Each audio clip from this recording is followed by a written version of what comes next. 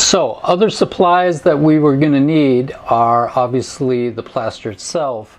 And while this is an empty bag, it shows exactly what we're using. This is USG, which is the United States Gypsum Company's #1 pottery plaster. This particular plaster is engineered for slip casting ceramics. Now, if you're making a mold that's used for ceramics, but it's a hump mold or a bowl-shaped mold that you are just going to be press molding clay on or laying slabs over to catch a shape, then that plaster doesn't really need to be the pottery plaster. You don't have to kill yourself. Regular, plaster of Paris from a hardware store will work just fine. I've used that many times for those kind of molds. The #1 pottery plaster is engineered partially for strength for the molds in terms of like trying to make sure that they'll have longevity, which isn't to say that plaster of Paris isn't as strong. I actually don't know, but they engineer the #1 pottery plaster for slip casting molds, which is thought of to be used like a certain number of times. I usually get about 50 casts out of a dedicated mold, and after that point, the surface fidelity starts degrading. You get kind of pits and things will chip off. Normally, the plaster's kind of like fragile anyways, so chipping's going to be normal. The #1 pottery plaster is also engineered specifically for slip casting to absorb water, which leaves this residue behind, which is the actual cast piece. Go check out my other article on my website to look at what slip casting is. I go into a lot of detail there. There's a long video showing, the whole process beginning to end. Okay, so we have plaster. Then to calculate the amount of plaster you're going to use, USG has a guideline. They call for 65 parts water to 100 parts, 65 parts water to 100 parts plaster. That's not very helpful if you're trying to figure out the volume. They also give you guidelines in terms of what wet plaster weighs. So it's I think it's 97 pounds. Anyways, in slip casting, generally, people who are making plaster molds, a lot of people have come out with charts that are just kind of easy references, so you don't got to go do a bunch of calculations just to figure out how much plaster you need.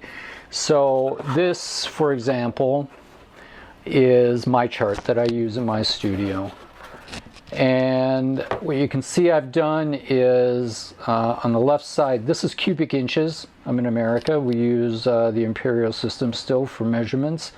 So I measure the cubic inches I'll need for the mold. And then going to the right, I'll see, and then what I've done is I switched over. I've done all the calculations to figure all this out.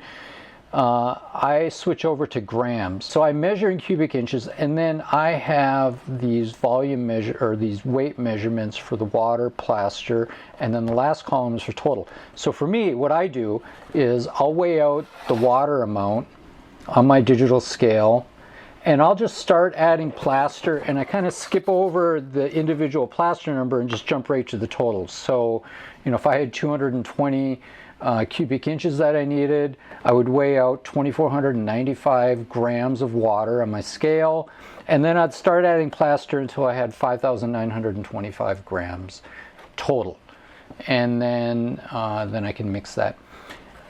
Alternatively, in the video when I do the time lapse making the mold, I actually have weighed out both individually, and then I mix them together on the table while I'm videoing, so you can see what that's like. But normally I'm doing water straight to the total, and it's very convenient.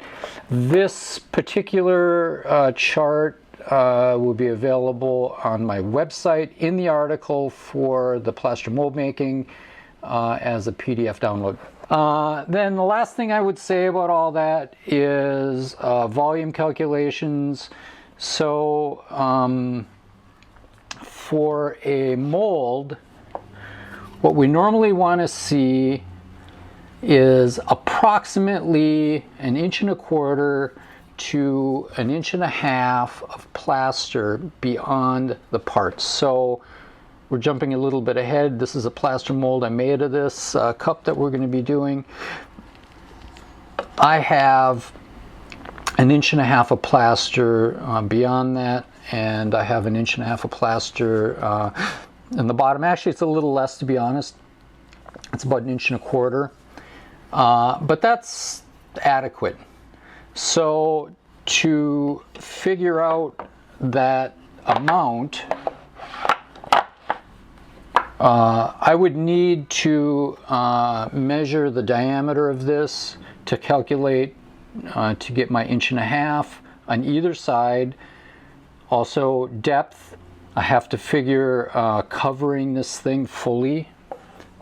This is in upside down actually, because when I poured the mold for this, the part is on the bottom of the table in the coddles, and then I literally, you can imagine I poured plaster over this thing and filled this up with plaster. And to get that calculation, length by width by height, and then I subtracted the volume for this cylinder. So you have to do cylinder calculations.